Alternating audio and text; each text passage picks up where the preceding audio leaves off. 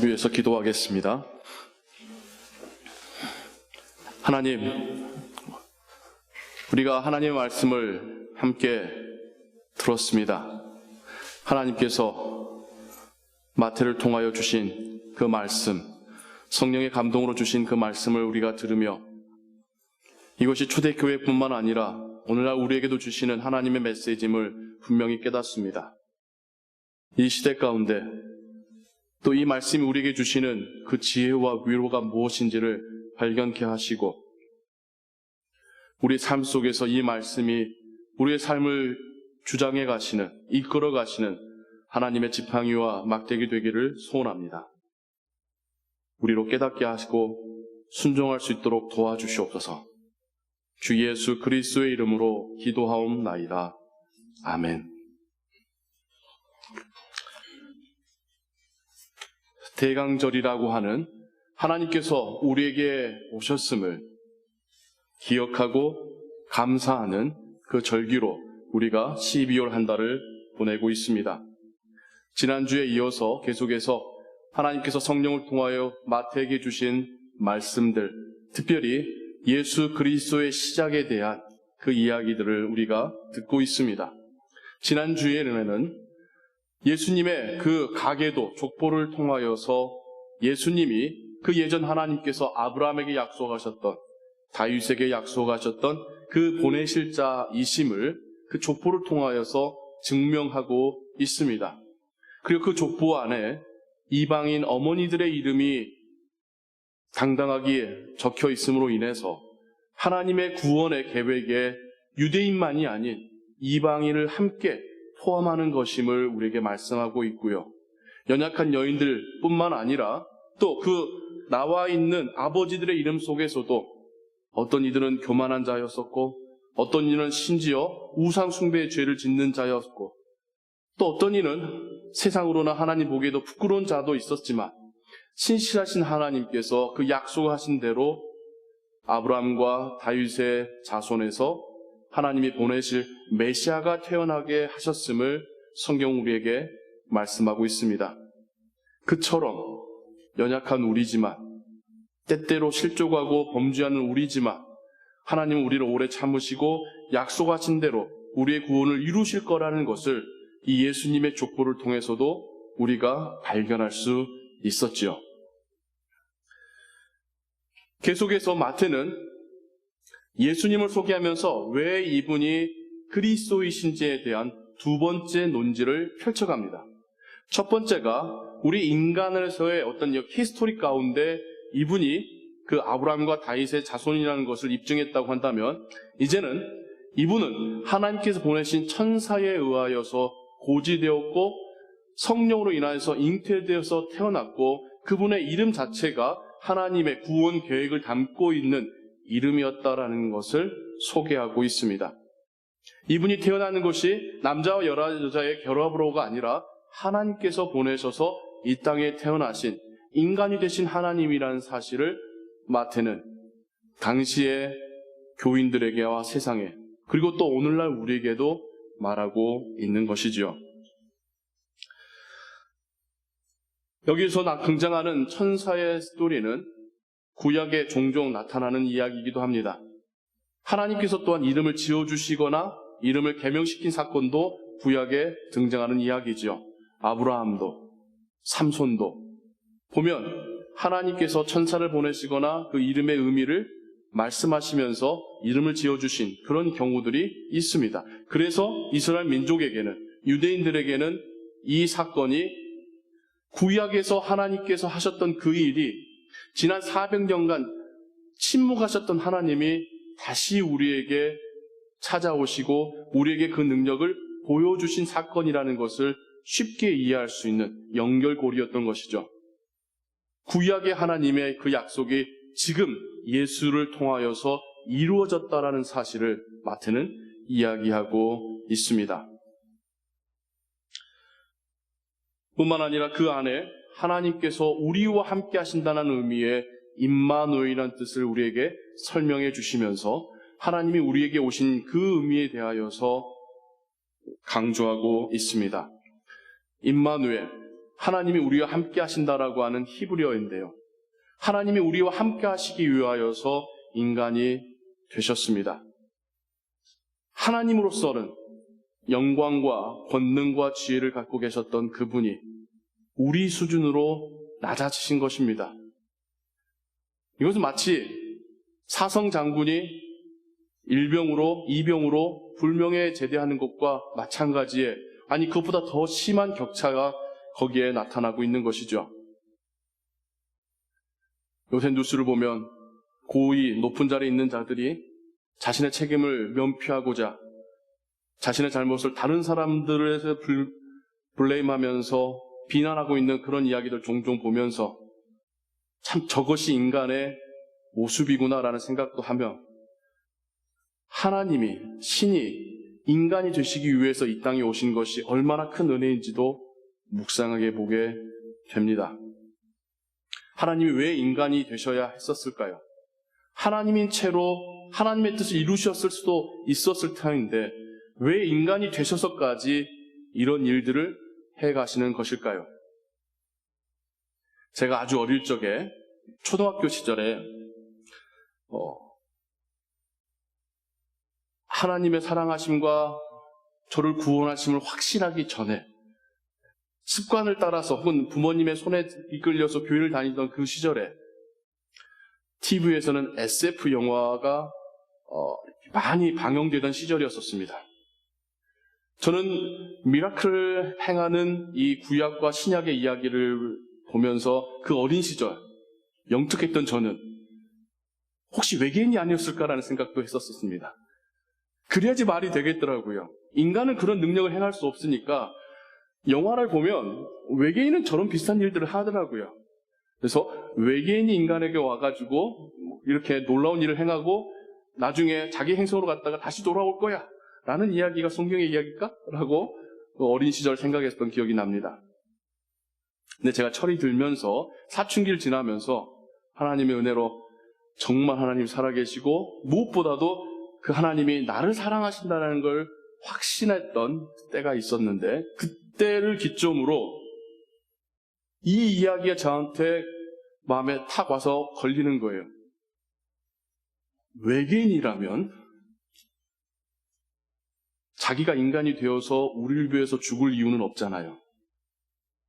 인간을 노예로 만들면 되는 거지 인간이 돼서 인간을 위해서 죽을 필요는 없는 거거든요. 그래서 예수님이 외계인일 거라고 하는 저의 띠어리는 거기서 무너졌습니다. 예수님이 외계인일 수가 없어요. 하셨던 일들을 보면, 우리를 위해 하신 일들을 보면 하나님의 사랑 아니고는 이해할 수 없는, 해석이 될 수 없는 일들이었다는 것을 하나님이 믿겨지고 나서야 깨닫게 되었습니다. 암과 믿음의 관계가 이런 것 같아요. 내가 머리로 알아서 하나님을 증명하려고 하면 엉뚱한 데로 가는데, 하나님이 주신 믿음으로 하나님을 바라보고 성경을 읽으니 하나님이 온전하게 보여지고 성경에 하셨던 말씀들이 다 하나같이 이게 맞는 말씀이구나라는 것을 깨닫게 되었습니다.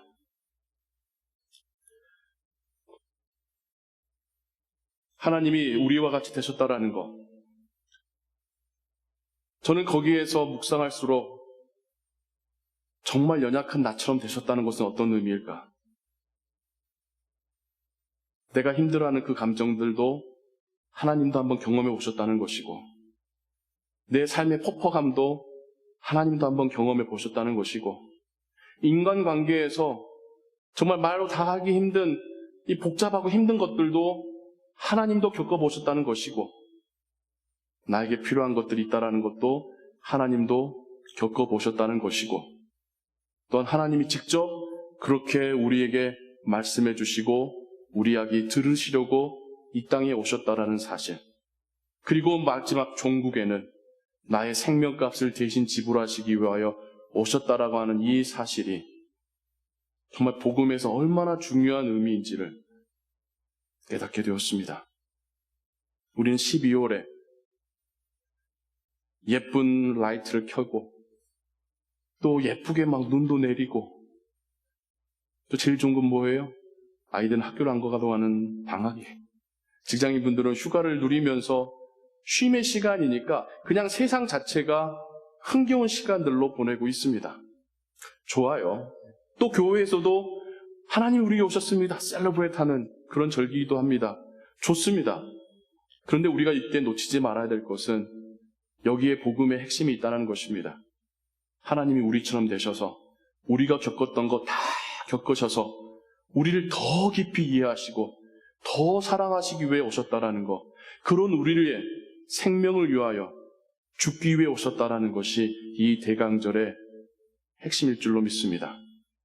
더 나아가서 하나님이 우리와 함께 있기 위해서 임마누엘 하시기 위해서 오셨다라는 그 하나님은 그 예전 그 한 지역에만 한정돼서 함께 있으시러 오신 것이 아니라 성령을 보내주심으로 모든 믿는 자들과 함께 있기 위해서도 오셨습니다. 이젠 오순절 성령 강림을 통하여서 우리에게도 임마누엘의 하나님이십니다. 2000년 전 베들레헴에게만 임마누엘이 아니라 우리에게도 성령이 임재하심으로 인해서 하나님이 함께 하시는 임마누엘의 역사가 우리도 동일하게 누리고 있는 하나님의 기적입니다. 그리고 하나님은 영원한 그 나라에 우리를 초청하셔서 진정한 임마누엘을 함께 영원히 살아가실 것입니다. 이것이 복음이고 이것이 하나님의 나라이고 이것을 이루기 위해서 오신 하나님의 아들입니다. 그리고 하나님은 우리에게 임마누엘로 오셨듯이 이제는 우리가 그 누군가에게 찾아가는 임마누엘이 되기를 원하십니다. 이제는 우리가 그 누군가에 가서 하나님이 당신과도 함께 계십니다라는 것을 말해주고 경험하게 해주기를 바라십니다. 이것이 주님께서 제자들에게 주신 제자의 선교적인 명령입니다. 하나님이 우리와 함께 하시는 임마누엘과 인간이 되신 성육신을 이해하기 너무나도 좋은 예수님의 비유가 동일한 마태복음 25장에 등장하고 있습니다. 예수님이 제자들에게 마지막 날의 상황을 비유로 말씀하시는데 한 왕이 재판관으로 앉아서 그의 백성을 두 그룹으로 나누신다는 것입니다. 한 그룹은 양의 그룹이고 또 한 그룹은 염소의 그룹인데 이 왕이 양의 그룹에 대해서는 칭찬을 하시면서 내가 배고플 때에 너희들이 먹을 것을 주었고 내가 헐벗었을 때에 나를 옷 입혔고 내가 아팠을 때에 나를 돌아보았고 내가 갇혔을 때에 나를 방문했었다. 고맙다. 나의 나라로 초대한다. 그들이 이해가 안 돼요. 언제 우리가 당신을 배웠었나요? 너희들이 작은 자에게 행할 그때에 내가 그렇게 받았느니라. 그들만 받은 게 아니라 하나님이 나도 그때에 너희들이 베푼 호의를 받았다라고 말씀하십니다. 이번에는 염소 그룹의 사람들에게 내가 배고플 때 너희들이 먹을 걸 주지 않았고 내가 헐벗어서 추칠 당할 때 나를 옷 입히지 않았고 내가 아플 때에 나를 방문하지도 않았고 내가 옥에 갇혀서 고통의 시간을 갖고 있을 때에 나를 찾아오지도 않았었다. 그들이 억울해하죠. 언제 우리가 왕을 배웠습니까? 우리가 왕을 배웠다라고 하면 안 할 리가 없는데요. 너희가 작은 자에게 그 도움이 간절하게 필요한 그들에게 하지 않았을 때에 나도 함께 거절당했었다. 하나님의 성육신이 이런 거 아니겠습니까? 우리의 삶 속에서 우리는 그 누군가에게 도움을 베풀고 사랑을 나누는데 그가 하나님은 아니죠. 그런데 하나님이 거기에 같이 계신다는 겁니다. 우리가 그 작은 사랑을 나눌 때에 하나님도 같이 협조게 하신다는 겁니다. 우리가 거절할 때에 하나님도 함께 거절을 당하신다는 겁니다. 성육신, 임마누엘의 하나님은 아기 예수의 모습으로만 오신 것이 아니라 이젠 성령으로 우리의 삶 가운데도 함께 계십니다. 그리고 제자들에게 이 성육신의 사역으로 내보냈을 때에 이젠 우리가 그 누군가에게 찾아가서 하나님이 우리에게 오셨듯이 찾아가고 하나님이 우리에게 사랑을 베푸셨듯이 사랑을 나누고 하나님이 우리를 위한 그 도움이 되셨듯이 우리가 이젠 그 누군가에게 도움이 되기를 원하십니다. 여기까지 묵상할 때에 성육신과 임마누엘을 묵상하는 것이겠죠. 제가 주중에 성경 공부를 하면서 너무나도 좋은 질문들을 참 많이 받아요. 안 오신 분들은 아쉽게도 알 수 없는 그런 질문들과 대화들이 오고 가고 있습니다. 궁금증을 드려야지 오실 것 같아서 이런 말씀을 드려보는데, 많은 좋은 대화들이 있었고 질문들이 있었는데 그 중에 하나 제 마음속에 좀 더 남으면 또 여러분들과도 나누고 싶은 질문이 있었습니다. 믿음과 행함 중에 어떤 게 우선인가요?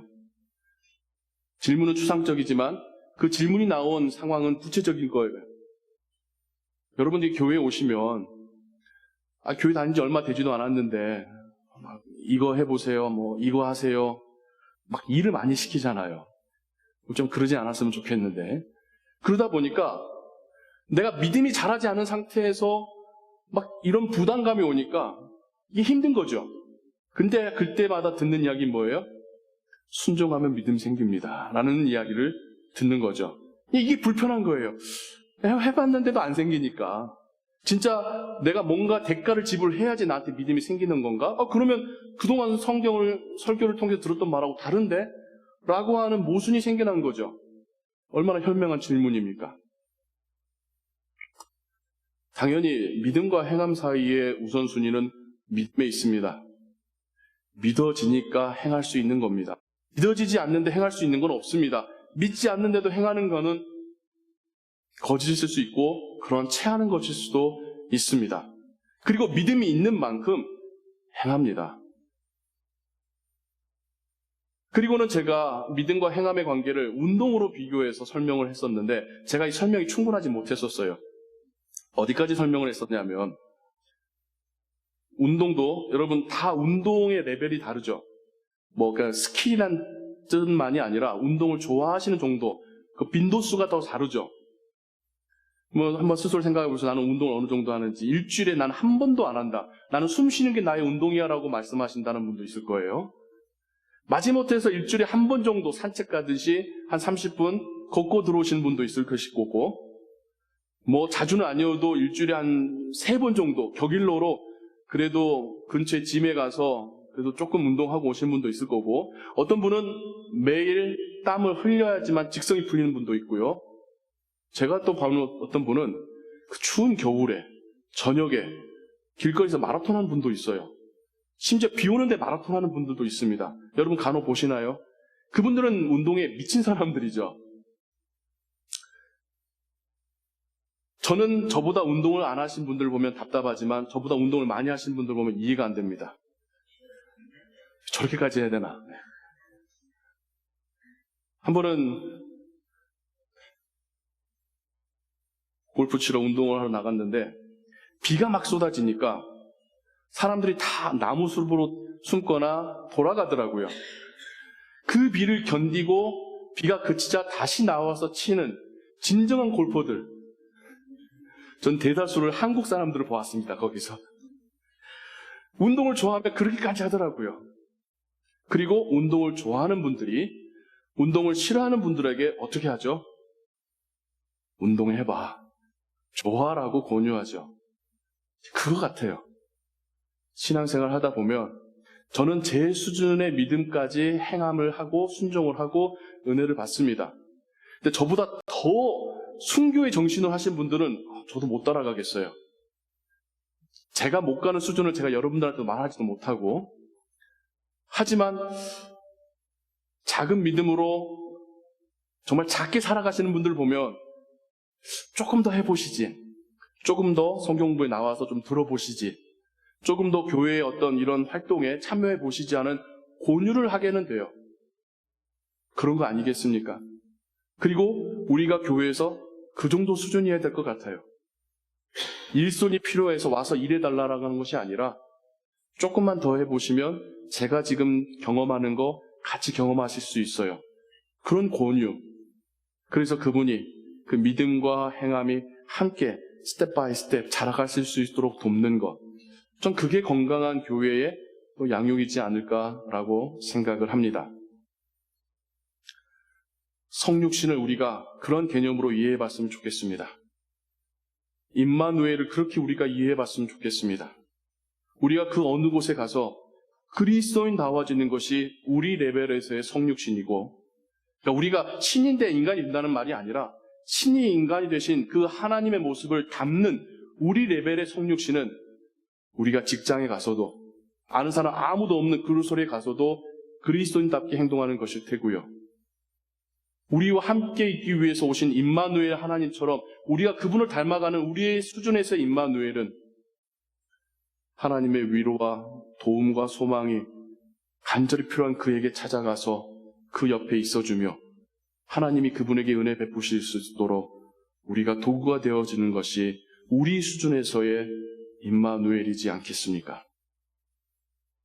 하나님이 우리에게 오신 대강절을 우리가 기념하고 기뻐하며 단지 하나님이 나에게 오셨다라는 것, 나를 위해 죽기 위해 오셨다는 것에 감사하는 것에 그치는 것이 아니라 이젠 하나님이 우리가 그 어딘가에 가서 빛처럼 소금처럼 살기를 원하시고 이젠 하나님이 우리가 그 누군가에게 찾아가서 배고픈 자에게 찾아가고 헐벗은 자에게 찾아가고 아픈 자에게 찾아가고 옥에 갇힌 자에게 찾아가서 그 옆에 있어줄 수 있는 임마누엘의 선교적인 삶을 살기를 원하신다는 것을 깨닫고 저의 믿음의 수준에서라도 순종하겠습니다.